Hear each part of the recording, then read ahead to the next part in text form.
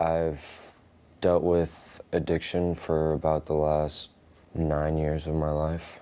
So you're 23, so you started when you were 14. Henry Costigan grew up in Kansas City's Northeast, started with marijuana, moved to meth. I found methamphetamine and smoked it for a couple years and then started shooting it. And it's literally been the one thing in my life that's messed everything up. On this day, he's 31 days clean. He's been in and out of treatment, relapsing every time. He wants to get clean. It just progressed over time. Taylor Brown grew up in Leawood. He hit rock bottom just last year. He was 28 at the time, doing just about every drug there is. Cocaine, meth, Adderall, every benzo you could get, pot, heroin, morphine, pretty much everything. He started when he was 14, was clean for about 6 years in his mid-20s, but relapsed. He's 29 now, and at this point is 10 months clean. You know, I've did it all. Mac is a bit further along in life. His addiction is alcohol. He's 43 days clean. When was rock bottom for you? Oh, I'd say 43 days ago. Okay. This is the first time I've been sober in over 30 years. These three agreed to sit down with me to talk about life as addicts. All started in their teen years. All have had near-death experiences, and all explain escaping emotion. At what point did you start using harder stuff? I would say 17 was with that. Same, right? 17, I got addicted to cocaine. How'd you get it? It was a party. Somebody had some, and I tried it. So there was always this lack of fear.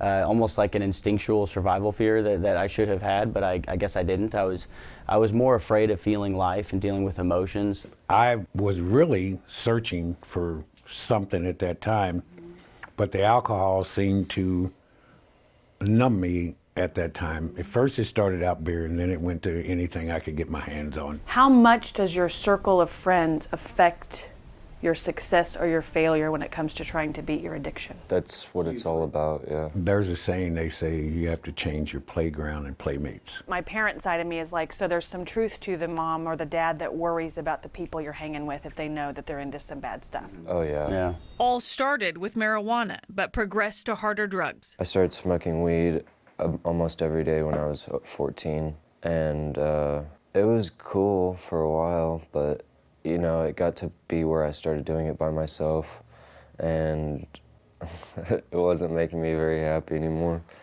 And from 14 to about 17, I was just smoking weed, and then I actually, the first hard drug I ever did was crack cocaine when I was 17. Well, see, it got to the point where alcohol didn't do anything for me anymore. It wouldn't take care of the shakes, it wouldn't take care of the tremors, it wouldn't take care of anything. You're shaking your head. Was it the same for you? Yeah, the drugs stopped working. Yeah. Same? Oh, yeah. Okay. And So you just keep going for more and more and more, or what happens when it does no longer? When it hits you, it's pretty terrifying. Yeah. It's kind of like, it's annoying. It's like you really still want it to work, and you fight for it to work. Is that what makes you go to try other things? Once smoking stopped working, you know, it wasn't working for a long time before I started shooting it. And Were you nervous?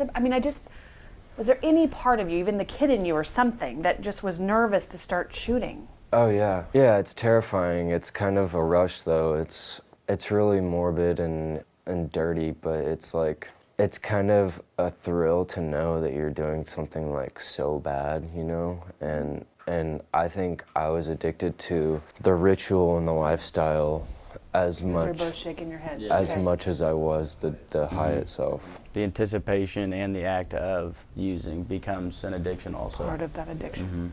Whenever I started getting into drugs, I felt really scared to come to my parents because I thought I was going to get in trouble or something. But I think kids need to realize that it's life or death, you know? You know, you hear that a lot, but people really die. People really lose their life to this thing.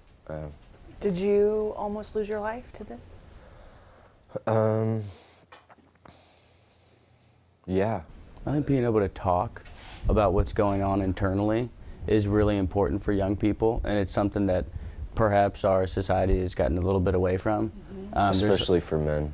Yeah, there's a lot of focus on what we can achieve and how well we perform externally. I don't think it's the fault of anybody. I think we've just gotten out of touch with what's going on in here and being able to talk about that, you know, because that's, I think, the heart of addiction is not being able to talk about what's going on inside and how we feel about ourselves and how we relate to other people. Really reach out for help. Kevin O'Grady is 15 years clean. He knows what these men are going through. He started Midwest Recovery Centers. He's seen parents try everything. They've tried to be strict. They've tried to throw money at it. They've tried to move him in with grandma and grandpa to get him out of their scene, and then they find out they're doing it there. They've tried everything in their arsenal to try to fix it, solve it, treat it.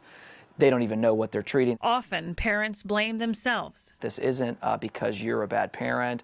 You didn't do something right. You were too nice. You weren't nice enough. It was something that happened 6 years ago. You should have zigged when you zagged. I mean, those are the things that most parents come in and they're in tears going, I should have done this. I should have known. I should have stopped it sooner. And it's like, it really isn't about that. O'Grady says he can't tell anyone how to parent, but he's seen what works. And I'm never in a position to tell a parent how to parent, what's right or wrong for your child. What I can do is tell you what's effective or what's ineffective.